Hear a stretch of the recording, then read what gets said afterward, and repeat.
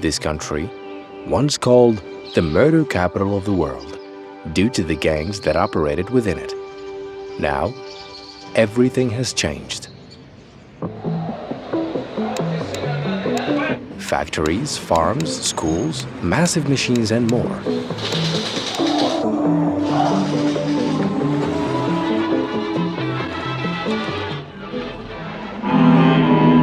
All of this is inside a prison. This prison is extraordinary. These are El Salvador's exceptional prisons, ones the whole world should learn from. President Nayib Bukele transformed them from a mark of shame into a light of hope. These are the inmates. This is the nickname of Mariona Prison in El Salvador. Esperanza. This was once one of the most dangerous prisons in the world. Prisoners used to be crammed together. Look how it became. This is inside the prison. This prison used to be like this, and now it has become like this. The people of El Salvador have woken up. After we visited Secot, the prison dedicated to criminals and gang members who are serving life sentences. We were literally the most dangerous place in the world. 3 times more dangerous than Haiti right now. Because this is our country. What is the secret? A state of law. This is the nicest prison in the world. This is the Minister of Justice and Public Security of the country. We'll go together to the most dangerous gang neighborhoods in El Salvador. He took us to what was once the most dangerous area in El Salvador. You will see things that happened in secret, things that have never happened in any other country. We're inside a prison, imagine. Like, are you a prisoner? Yeah, I'm a prisoner.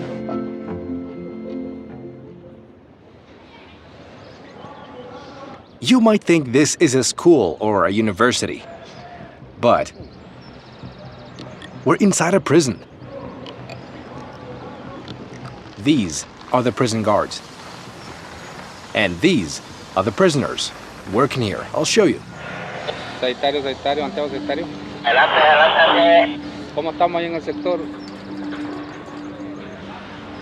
These are not gang members. They are different. They're being rehabilitated so they can reintegrate into society. Most of their crimes are not severe. This prison is for thieves, fraudsters, and other criminals, except for those convicted of premeditated murder or former gang members. Well, since President Bukele took office, the penitentiary system has been transformed completely. One story that they have a head of someone and play football? Yes.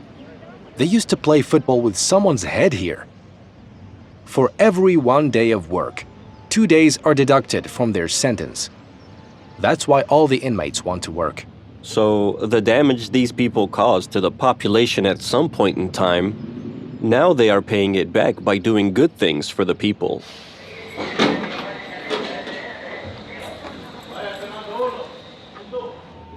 Decades of internal conflicts, crimes, and organized gangs shaped life in El Salvador for tens of years. With the bodies, the sort of thing which can be found on any roadside throughout El Salvador at this time. These conflicts escalated into a 12-year civil war. From 1979 to 1992. It ended up with the signing of a peace agreement between the warring parties, but it didn't last long. A place where criminal gangs control entire neighborhoods. And these gangs from El Salvador are now operating in nearly every corner of America. In 1996, Salvadoran gangs operating in Los Angeles, USA, moved to El Salvador after thousands of their members were deported from the US due to their criminal activities. Bill Clinton decided to deport those guys. He didn't tell our government, I'm deporting this criminal. They just sent them here. They didn't tell us what type of criminal they were. That's why our administration has moved aggressively to secure our borders more by deporting twice as many criminal aliens as ever before. We will try to do more to speed the deportation of illegal aliens, and we must do more to stop. These gangs found fertile ground in El Salvador to carry out their criminal operations. They expanded, reorganized, and engaged in bloody conflicts, joining the chaos with local gangs, leading to a struggle among themselves on one side and with the government on the other. San Salvador became known as the murder capital of the world. Due to the high number of daily assassinations and killings, the country became the most dangerous place in the world. The estimated number of gang members exceeded 50,000, but this reality changed forever when in 2019, a young man of Palestinian descent, named Nayib Bukele, won El Salvador's presidential elections, defeating the country's two dominant parties to become president. Bukele's charismatic personality and strict campaign promises played a crucial role in convincing voters. He pledged to eliminate corruption, prosecute the corrupt, dismantle gangs, and improve the country's economy. And what did they tell us? You're violating human rights. Why do you want them to kill us? Why do you want Salvadoran blood spilled? Why aren't you happy to see that? Blood doesn't run in our country as it did before.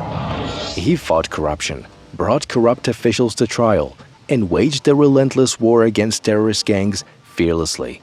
He overthrew their leaders, imprisoned their members, and built for them the largest prison in Latin America, the most guarded and harshest prison. This is El Salvador.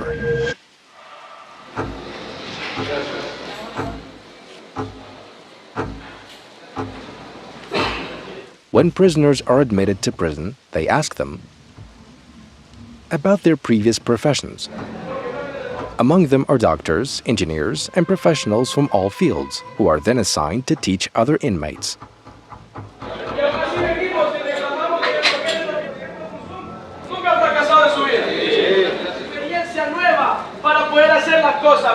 He's given them a motivational speech,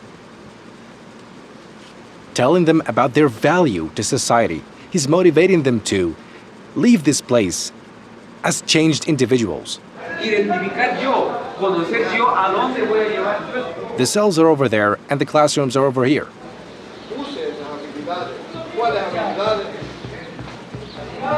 They're being trained in first aid.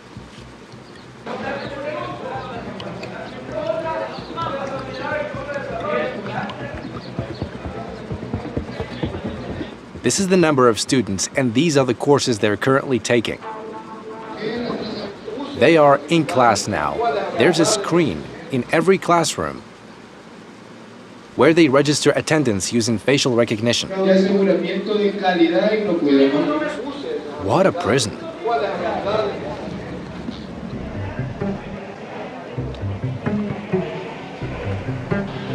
We need prisons like this. Let's learn from these experiences.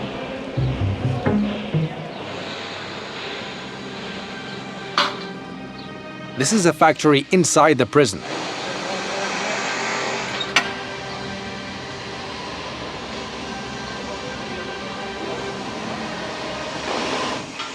They are building a whole shoe factory, almost like setting up a Nike factory inside the prison. All these workers are prisoners. Section 3. Engineering section.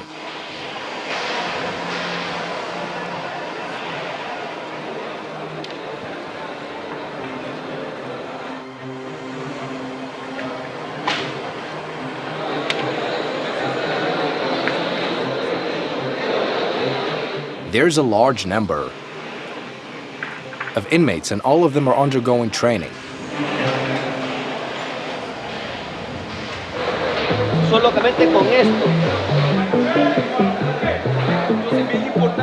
We're heading to the next section now.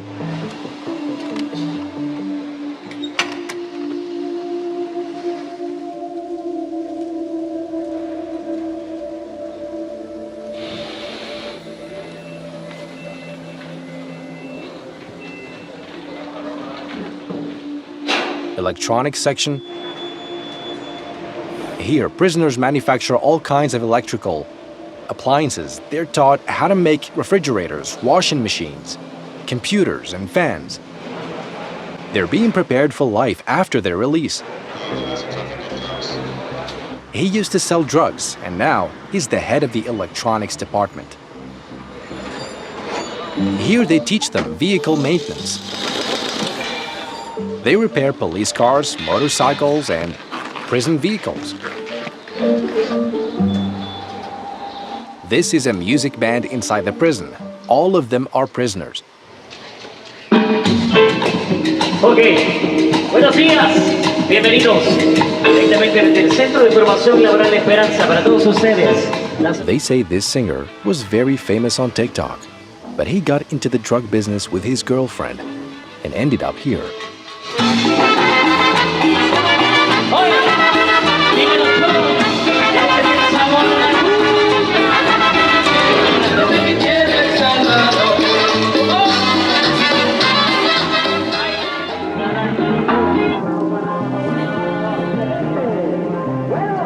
There are 7,000 inmates inside this prison.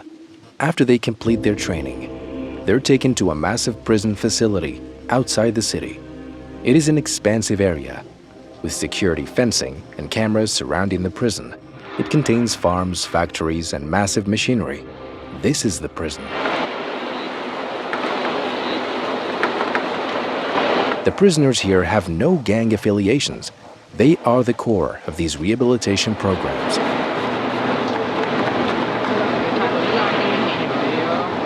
This is a whole factory. These are cookies they bake here.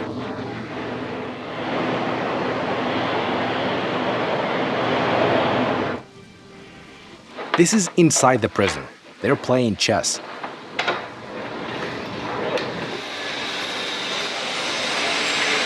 It is a whole factory.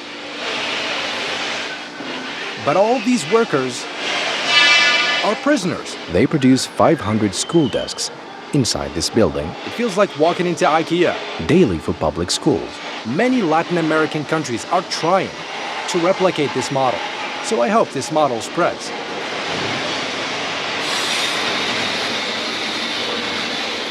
This is from here? From the factory? Yes. Like, are you a prisoner? Yeah, I'm a prisoner. What did you do? A robber. Robber? A robber, yeah. He was sentenced to 8 years because he robbed his neighbor. Instead of talking it out, he attacked and stole from his neighbor. He admits his mistake, but a moment of anger led him here. So... Nice to meet you. Nice to meet you too. Yeah. Maybe resolve my problem with just talk. That's my mistake. You finish how many years now? Oh, okay, 3 years.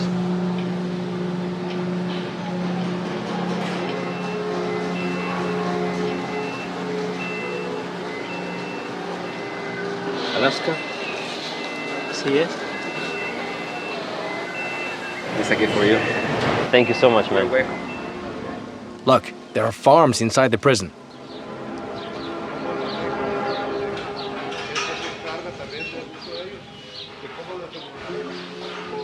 Hola. Everything they eat in prison is produced here. All vegetables and dairy products come from this place. It feels like an entire city, not just a prison.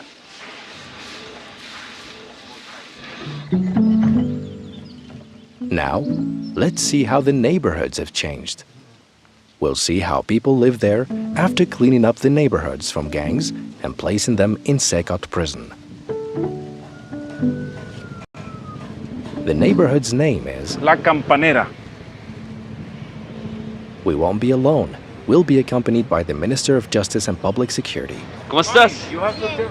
These people here, they live under terrorist regime for more than 20 years. More than 20 years. And now they are building the neighborhood. Yeah, this is the new entrepreneur for them. It was impossible for them to sell something. They control everything.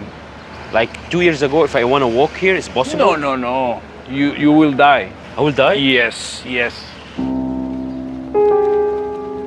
This organization in El Salvador, they work as a parallel state.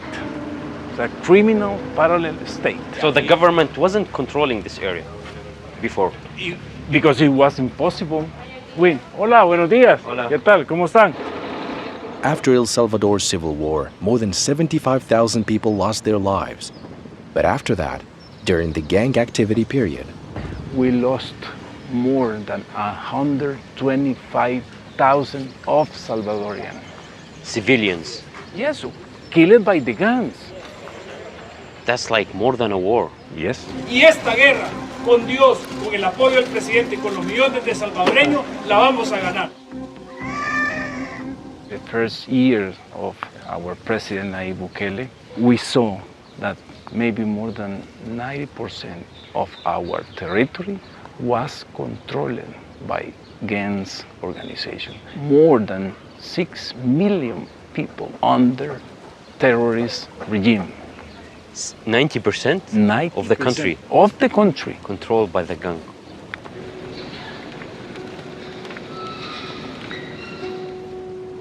So the country around El Salvador not safe now? No, they are not. So congratulations. No, thank you. And now El Salvador is the safest country in the Western Hemisphere.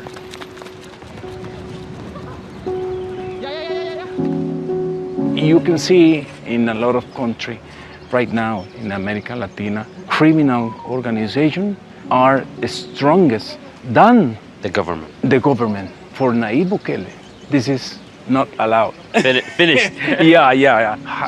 Because the government has to give to the people security, liberty, and hope. That's a beautiful 3 words. That's beautiful. These houses were used for crimes and drug trafficking. Drugs to kill people. Inside this? Yes, inside to, yeah. But where is the gang member? They are all in Secot? The most dangerous, in Secot. This is a portrait of her. They've given children hope for a life without crime in this area.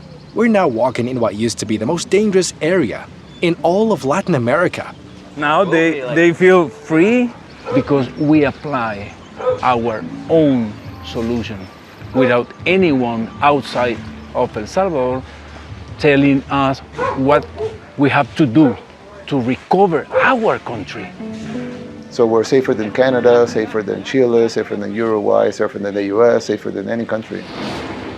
La responsable del pasaje. A eso. Igual, un placer. Gracias.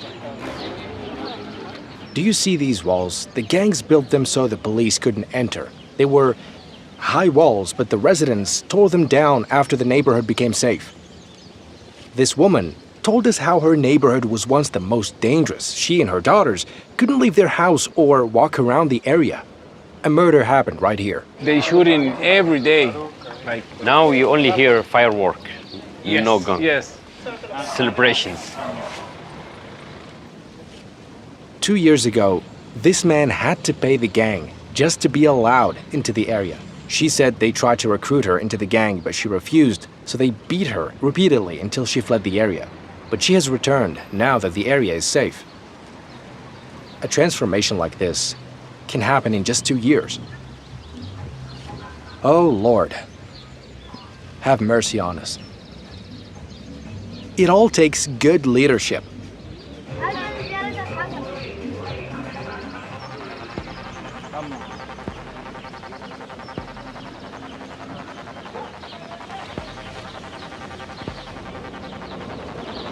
To be a member, you have to kill someone. So you kill someone, so then you accept it Yes. to be in the gang. Yes. Here's the school. Yes. They are renovating the school. If we says we are transforming, we have to transform. All right, pleasure. Pleasure. The best in the world. Please enjoy our new country. Prisons once seen as symbols of shame have now become a beacon of hope. This is El Salvador. In Secot prison, the focus is on punishment and deterrence. Meanwhile, other prisons we visited, like Mariona prison, have been transformed from chaos and despair into hope and productivity.